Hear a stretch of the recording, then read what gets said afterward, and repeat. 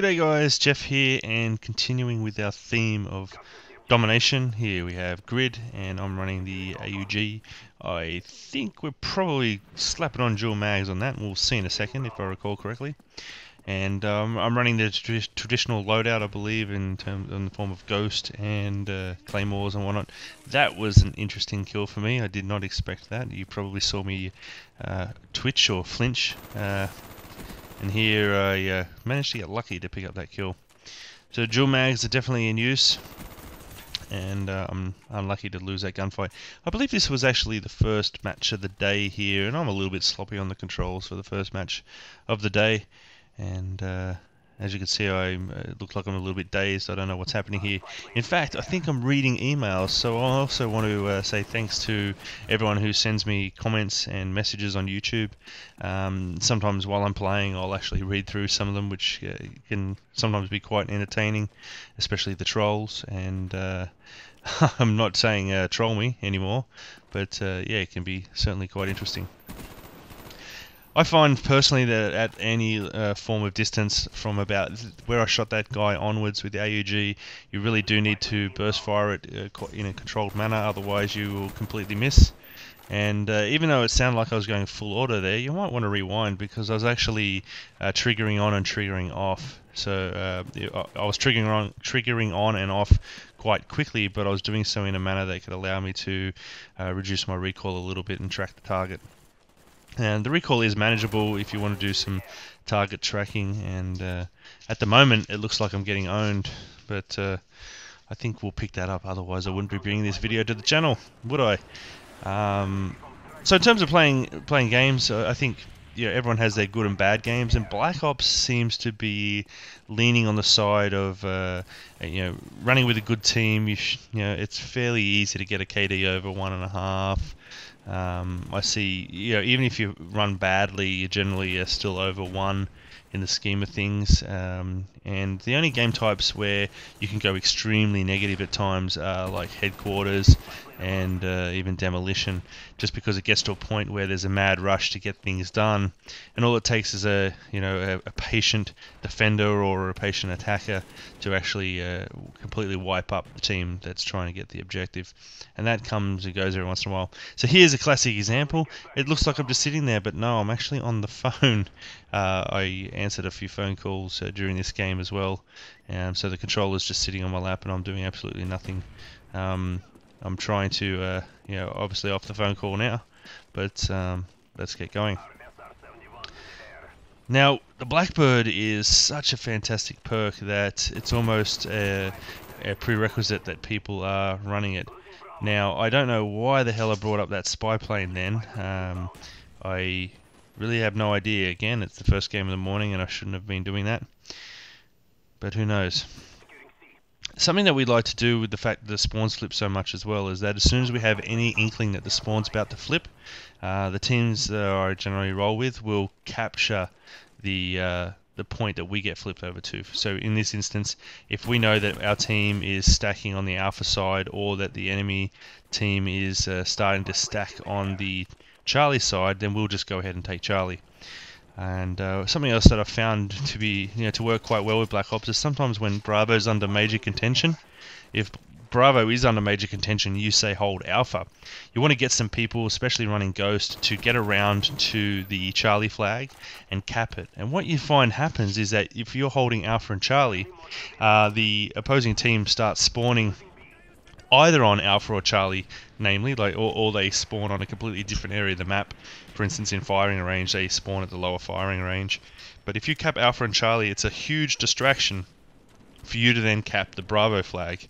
And what we've found in a number of maps is, like for instance in this map, Alpha and Bravo end up being the easiest to hold, just with the way the spawns work, unless you get pushed into the far tunnel spawn, which I'm looking at right now.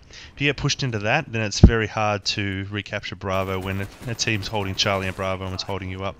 Another example would be the Alpha and Bravo on, say, Array. That's fairly easy to hold. On Jungle, it would be Bravo and Charlie being the easiest to hold. That's just because they're so close to each other. But yeah, I'll bring out Team Martin and I will bring out a series called Domination Chess, and I'll bring a lot of these ideas or hints for you to consider when you're playing Domination with your teams, because they certainly these maps certainly lend themselves to certain forward attacking areas and defensive points, and I find that these maps also have more angles where you can get shot from rather than Modern Warfare 2. But I could just be thinking that because you're still getting used to the nuances of the map. You're still getting a feel for the way where people want to camp up, or what they prefer to do, where you need to look at a minimum when you're running through an area, and so Black Ops is no different to any first-person shooter, I guess, when you're getting used to that. This building here is quite important to control in Domination, because you can really easily cover the alpha tunnels if they spawn there. You can defend Charlie by jumping out the windows and turning on someone and knifing them, or shooting them from above here. Claymores work quite well. This is interesting. I'm completely out of ammunition. Claymores work really well, and in this building, that is.